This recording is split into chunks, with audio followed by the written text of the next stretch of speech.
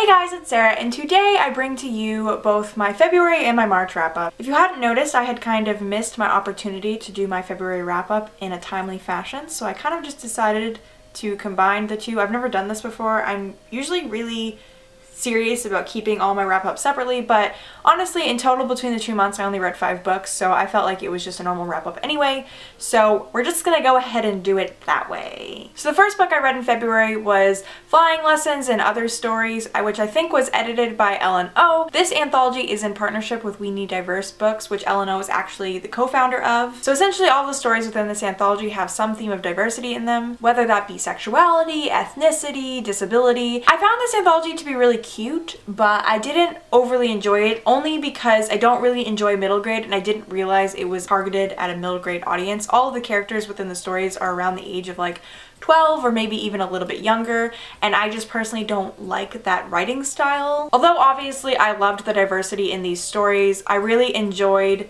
the different takes on everything, and a lot of this is own voices, which is really cool. Even though I don't personally enjoy middle grade, I still would recommend this anthology, especially for young readers, because I think it would really open them up to diversity and maybe even give them characters to be able to relate to. I will say though that the one story that I absolutely loved was The Difficult Path by Grace Lin. I can't really remember what time period it's set in, but it's set in China, and it's about this young Chinese girl who's raised in this household as a servant, but her mother's last wish before she was sold as a servant was that she learns how to read, so she gets to learn how to read, and it's just a really fun story, and it involves pirates, and it's just really cool, and I would love to read it as a full-length book. So Grace Lin, if you're randomly for some reason watching my channel, can you please write a full-length story for that book? That would be awesome. The next book I read was We Should All Be Feminists by, and I'm so sorry, I'm definitely gonna butcher this name, I'm gonna read it off my phone, Chimamanda Ngozi Adichie, and I'm so sorry if I said that wrong. I don't think I could ever get that in a million years, even though it's a beautiful name. It's basically just an introductory essay to feminism, so if you are already a feminist, it's probably stuff you've already heard,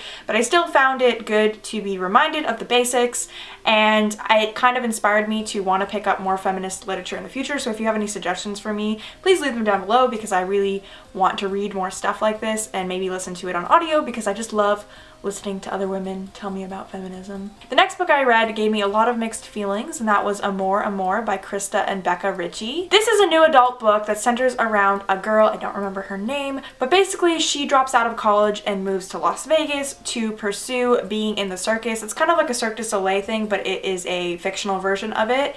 And so she goes and she auditions, and it's basically just about her and the aerial arts, and she ends up meeting a guy. I really enjoyed the circus atmosphere and even it being set in Las Vegas, because I've never been to Las Vegas and it's kind of a setting that is unique to me to read about. But I still had a lot of problems with this as well, because as many of you know, new adult isn't really my genre. I don't really vibe with it very well. So to start, I'll list some of the things I did like. Like I said, I really enjoyed the setting. I thought it was really cool. I've always wanted to see Cirque du Soleil, so I loved reading about those elements.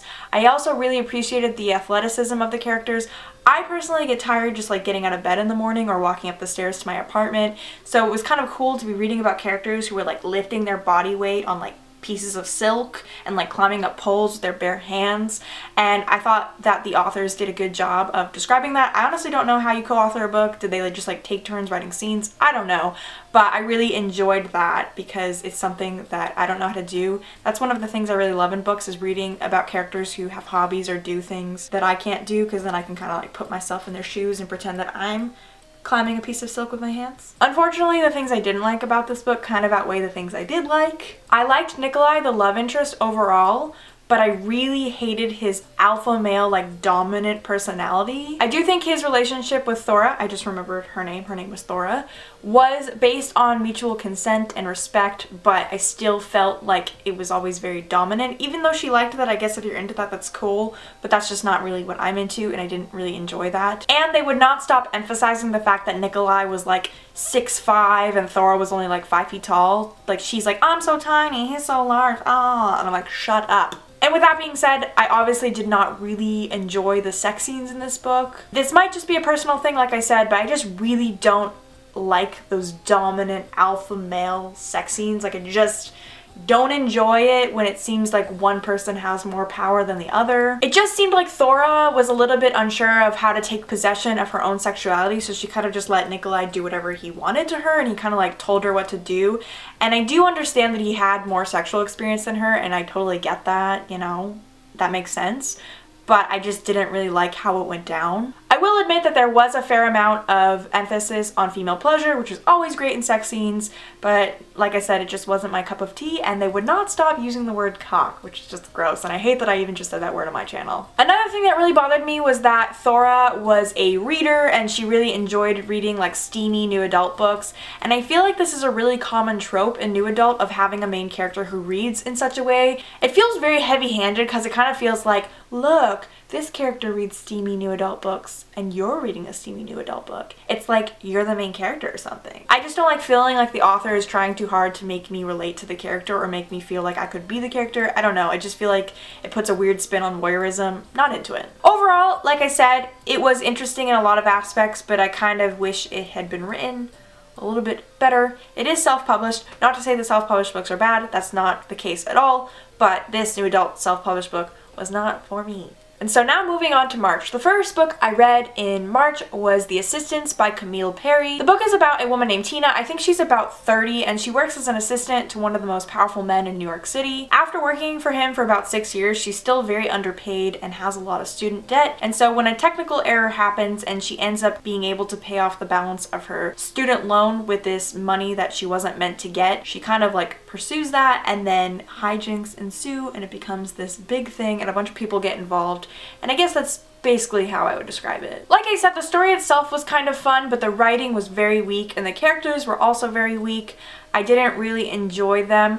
I think the only reason I finished this book was because I was listening to it on audio, and it kind of, you know, it reminds me of like The Devil Wears Prada, but like not as good, and I could picture it as a movie, and I wouldn't be surprised if they did make it into a movie. I feel like it's a so-so book and it will also be a so-so movie. Even though I just said that the audiobook is what helped me finish the book, I actually hated the audiobook narrator. I've heard her voice on other audiobooks and I've hated her every single time, and I'm sorry because I know she's a person and that's just her voice, but I just do not like her voice at all. And the last book I read was Exit West by Mohsin Ahmed. So sorry if I said that wrong. I kind of had a hard time deciding how much I liked this book. I really liked the themes and what it was about. Essentially, it's a magical realism book about this young couple in, I think it's not disclosed what country it is, but I think they're in like a Middle Eastern country that's kind of in a civil war.